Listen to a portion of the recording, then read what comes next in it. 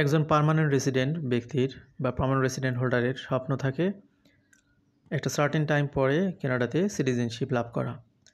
তো সিটিজেনশিপ লাভ করাটার জন্যে অনেকগুলো মৌলিক ক্রাইটেরিয়া থাকে, এলিজিবিলিটি ফ্যাক্টর থাকে, অনেকগুলো রকম ডকুমেন্টসের রিকোয়ারমেন্ট থাকে।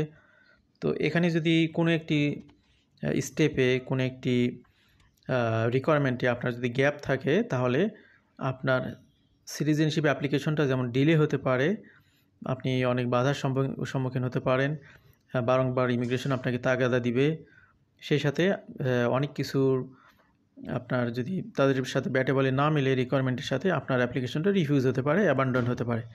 তো আজকে মূলত অত্যন্ত গুরুত্বপূর্ণ অনেকগুলো তথ্য নিয়ে আপনাদের সামনে হাজির হয়েছি।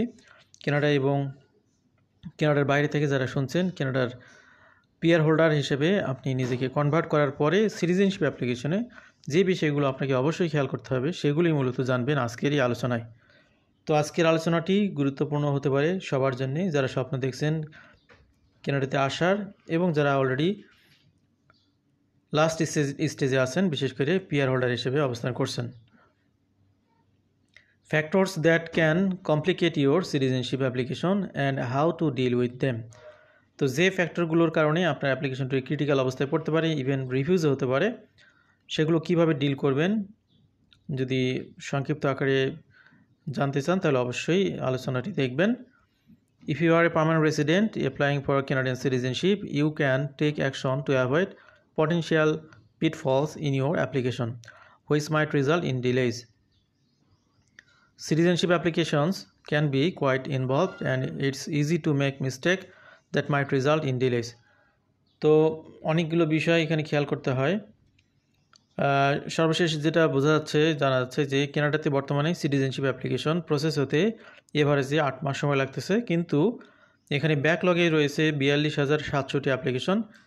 তো এই অ্যাপ্লিকেশনগুলো ব্যাকলগে থাকার অন্যতম প্রধান কারণ হলো তাদের অ্যাপ্লিকেশন আপ টু দ্য মার্কে জমা হয়নি, এখানে অনেক ধরনের গ্যাপ আছে এবং এখানে অনেক অ্যাপ্লিকেশন রিফিউজ হবে তাদের উপযুক্ত তথ্যাদি এবং ডকুমেন্টেশন প্রোভাইড না করার কারণে। কোন বিষয়গুলো এখানে খেয়াল করতে হবে? The immigration department has identified 3 common reason that citizenship application can be complex.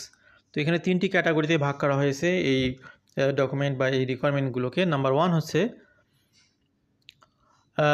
অনেক সময় এক্সট্রা সাপোর্টিং ডকুমেন্ট প্রয়োজন হয়, বা সাপোর্টিং বলি বা যেটাই বলি না কেন, এখানে ডকুমেন্ট চেয়ে বসে ইমিগ্রেশন ডিপার্টমেন্ট সিটিজেনশিপ অ্যাপ্লিকেশনের জন্য, আপনাকে সেটা অবশ্যই সময় মতো দিতে হবে।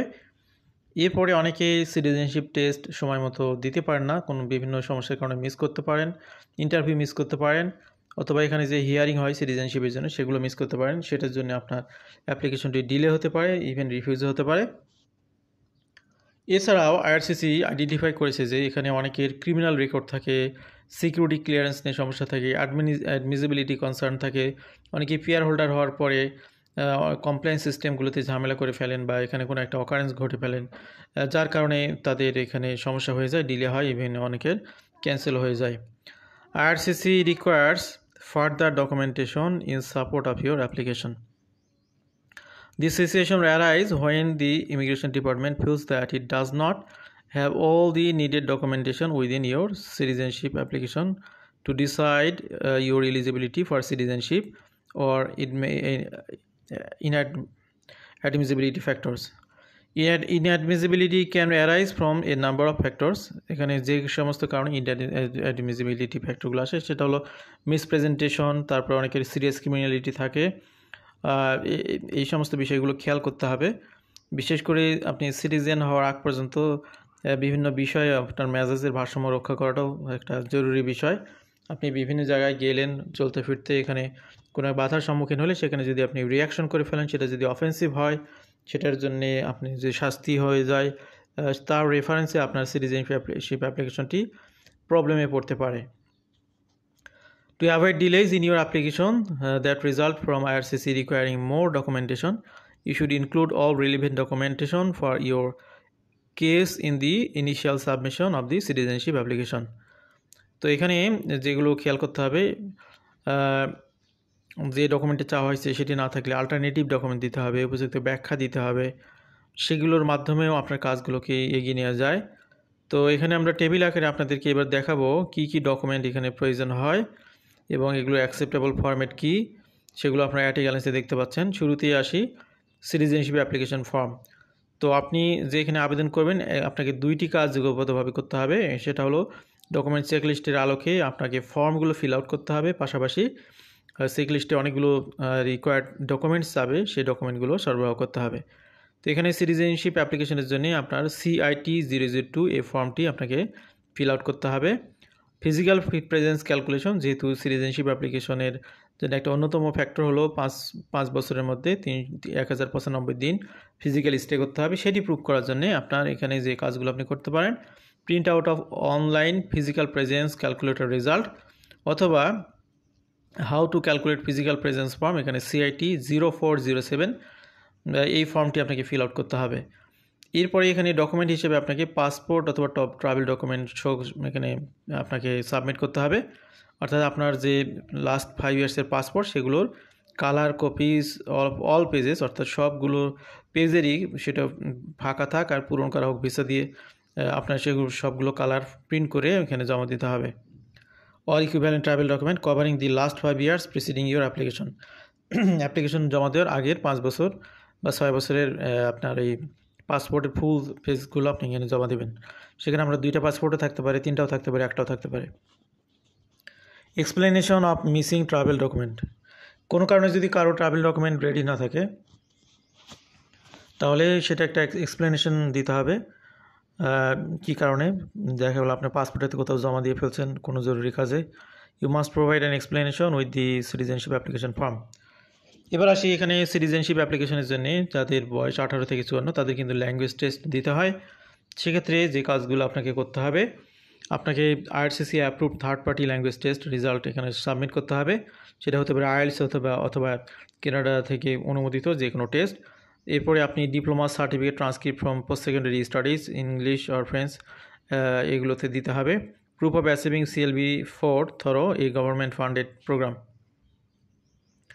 Additional language document, if applicable, other documents may also be submitted to support this language requirement. এবার আসি পার্সোনাল আইডেন্টিফিকেশন ডকুমেন্ট এখানে আপনাকে দিতে হবে। কী কী দিবেন? Photocopies of 2 personal ID document that show your name, photo and date of birth. This can be a copy of the biographical page of your passport, travel document, permanent resident card বা PR card, এখানে driver license, health insurance, senior citizen identification card, age or majority card, foreign identity documents issued by the foreign government for purpose of identification.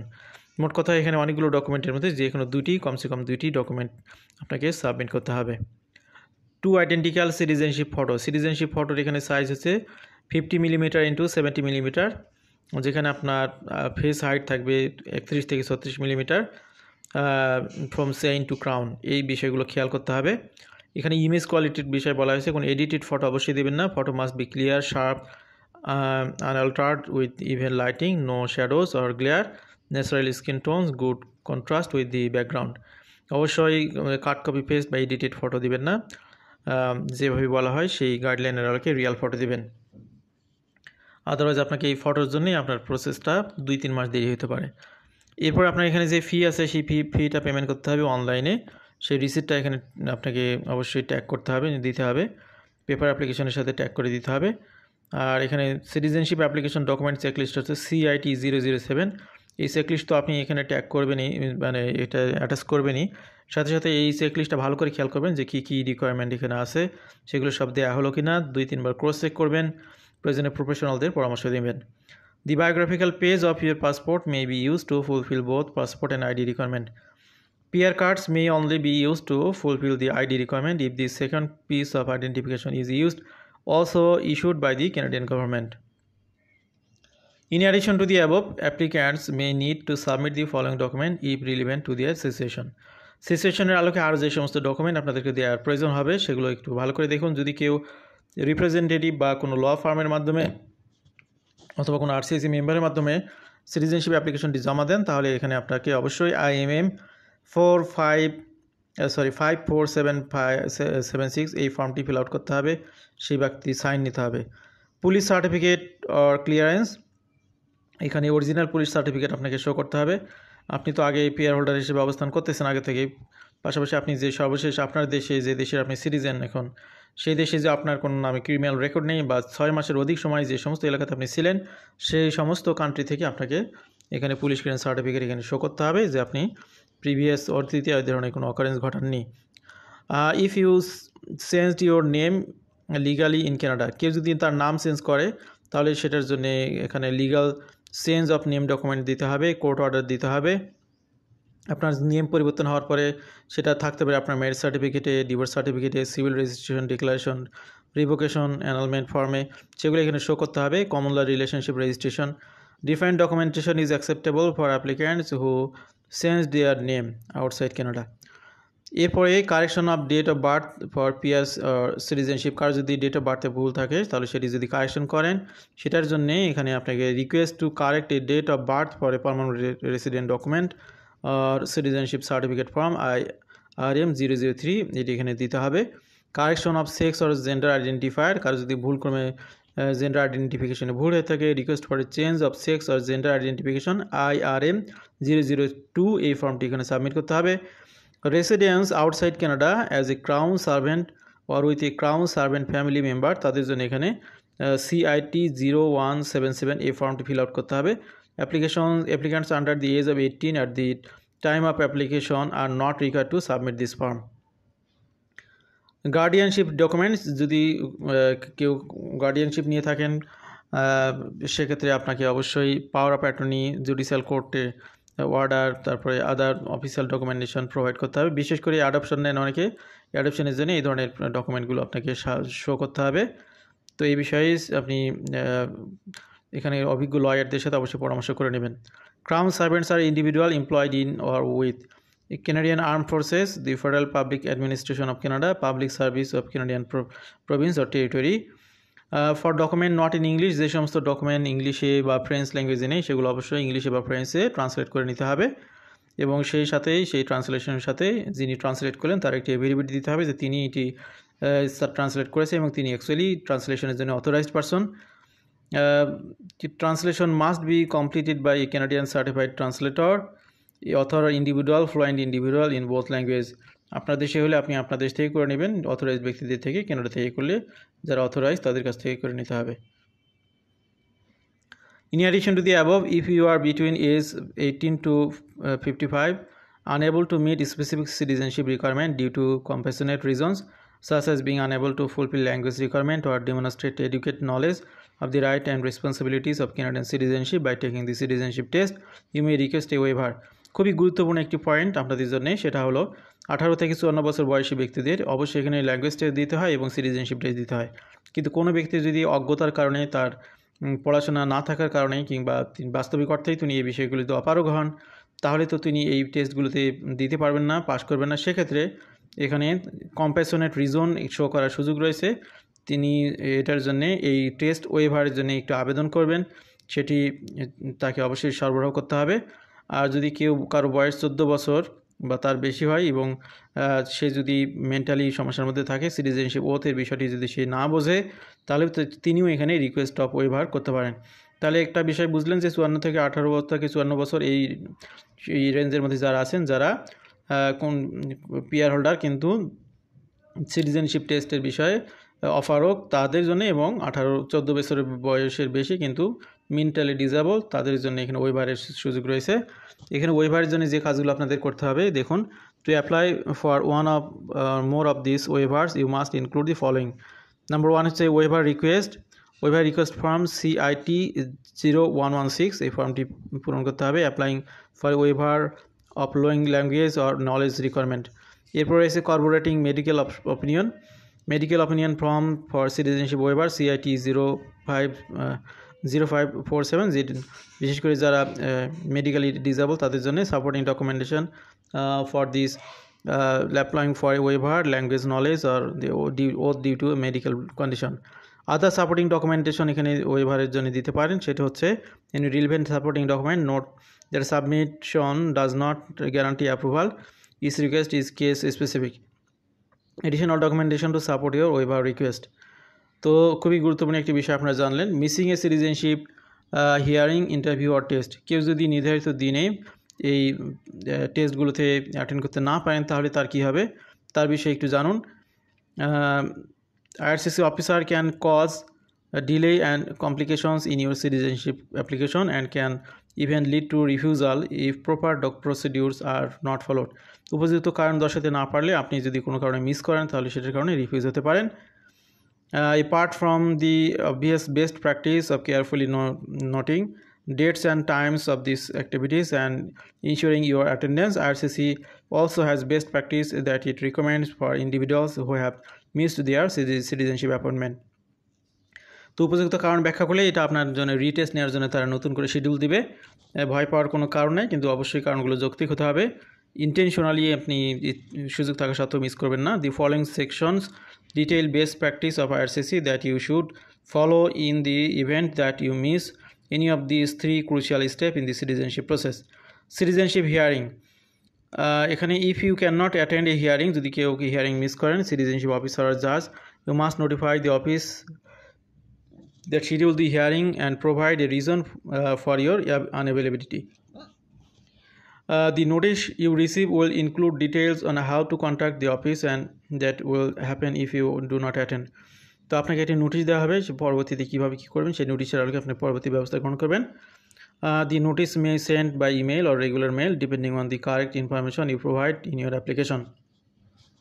কেউ যদি citizenship interview miss করেন তাহলে তার জন্য যে করণীয়, this can be done by mail or web form. এখানে যেটা বলা হচ্ছে, if you are unable to attend your citizenship interview, you should write a letter explaining your absence and send it to IRCC office that schedule your appointment. The notice you receive will specify how much time you have to contact IRCC. If you do not get in touch with the required time frame, your application will be closed. তো এটা খুবই গুরুত্বপূর্ণ বিষয়, যদি কোনো কারণে miss হয়ে যায় বিষয়গুলো অবশ্যই খেয়াল করবেন। If you will need to reapply and pay the necessary fee again. তো এখানে ইন্টারভিউর জন্য আবার আপনাকে নতুন করে ফি দিতে হবে। সিটিজেনশিপ টেস্ট, কেউ যদি সিটিজেনশিপ টেস্ট পাস করতে না পারেন তাকে তার জন্য একাধিক টাইম দেওয়া হবে, 3টি চান্স দেওয়া হবে এই 30 দিনের মধ্যে। If you miss the test a second time, you must contact the email address listed in the rescheduling section of your test invitation and provide a reasonable explanation. If you fail to contact IRCC after missing 2 test opportunities, your application will be abandoned. সুতরাং এই 3টি বিষয় খুবই গুরুত্বপূর্ণ, citizenship test, citizenship interview, citizenship hearing. এগুলো আপনি যদি উপযুক্ত কারণে এখানে মিস করেন, উপযুক্ত কারণ না দেখিয়ে, তাহলে অবশ্যই সেটা জন্য আপনাকে অনেক কঠিনভাবে সাফার করতে হবে। In addition, if you miss a test that was scheduled in a paper format, the department details in different instruction for these who missed their first test on their scheduled retest in the event that you did not pass your first attempt. The department has identified criminal security other admissibility issue in your application. তো আপনার অ্যাপ্লিকেশনটি pending হতে পারে, refuse হতে পারে যদি কেউ এখানে কানাডার ডিপার্টমেন্ট খুঁজে বের করে যে এই ধরনের কোনো ঘটনার সাথে আপনার সংশ্লিষ্টতা রয়েছে, পার্মানেন্ট রেসিডেন্ট থাকাকালীন আপনি এই ধরনের বিষয়ে ইনভলভ ছিলেন, কিংবা আপনার দেশে আপনি যেখানে সিটিজেন সেখানকার যদি কোনো ব্যাড রিপোর্ট আসে সেক্ষেত্রে আপনার এটা রিফিউজ হওয়ার একটা পসিবিলিটি থাকে। সেক্ষেত্রে অবশ্যই আপনাকে আগে থেকে কোনো লয়ারের মাধ্যমে লিগাল অপিনিয়ন লেটার নিয়ে রাখা ভালো। In other case where you may be criminally inadmissible but ineligible to apply for citizenship, you may seek legal opinions, যেটা আমি বললাম। Criminal inadmissibility, if you are facing inadmissibility to Canada in the context of citizenship application, you can submit a criminal rehabilitation application obtaining a legal opinion letter. এখানে একটা বিষয় হলো, কেউ আপনি কানাডার সিটিজেনশিপ আবেদন করার আগে, পিআর হওয়ার আগে হয়তো বা আপনার দেশে কোনো একটা সময় হয়তো 20 বছর আগে কোনো একটা ক্রিমিনাল অফেন্স ছিল, যেগুলো হয়তো পরবর্তীতে ইমিগ্রেশন অফিসারের কাছে ধরা পড়েছে বা তাদের কাছে চলে এসেছে, সেক্ষেত্রে আপনি যেটা করবেন, ক্রিমিনাল রিহ্যাবিলিটেশন অ্যাপ্লিকেশন একটা রেডি করে রাখবেন বা এটা অ্যাপ্লিকেশন করে ফেলবেন। এবং আপনি আরেকটা কাজ করতে পারেন, একজন কানাডিয়ান অথরাইজড লয়ারের কাছ থেকে লিগাল অপিনিয়ন লেটার নিয়ে রাখতে পারেন, এগুলো আপনাকে হেল্প করবে। তো এই হলো অবস্থা। এখানে কীভাবে লিগাল অপিনিয়ন লেটারটা পাবেন তার একটা সংক্ষিপ্ত তথ্য দেওয়া আছে, আপনারা কষ্ট করে দেখে নেবেন। আজকের আলোচনা আমরা আর দীর্ঘায়িত করতে চাচ্ছি না। Misrepresentation, whether intentional or not, can be serious consequence of your immigration journey. আপনি পিআর অ্যাপ্লিকেশনে পাওয়ার পরেও সিটিজেনশিপ অ্যাপ্লিকেশন আটকে যেতে পারেন এই ধরনের কোনো কারণে। এই ক্ষেত্রে আপনি ল ফার্মের সহযোগিতা নেবেন, এখানে আপনি একটা বড় সহযোগিতা হেল্প পাবেন। তো এখানে ইমিগ্রেশন লয়ের কী সহযোগিতা তার একটি সংক্ষিপ্ত তথ্য দেওয়া আছে। তো আজকের আলোচনা যারা শুনছেন কানাডা এবং কানাডার বাইরে থেকে, খুবই গুরুত্বপূর্ণ বিষয়গুলো আমরা কথা বললাম, যাতে করে সতর্কতার সাথে আপনি আপনার সিটিজেনশিপ অ্যাপ্লিকেশনটা প্রসিড করতে পারেন। আশা করছি তথ্যগুলো কাজে দিবে। আমাদের সাথে থাকার জন্য আবার ধন্যবাদ, কৃতজ্ঞতা। আল্লাহ হাফেজ, আসসালামু আলাইকুম।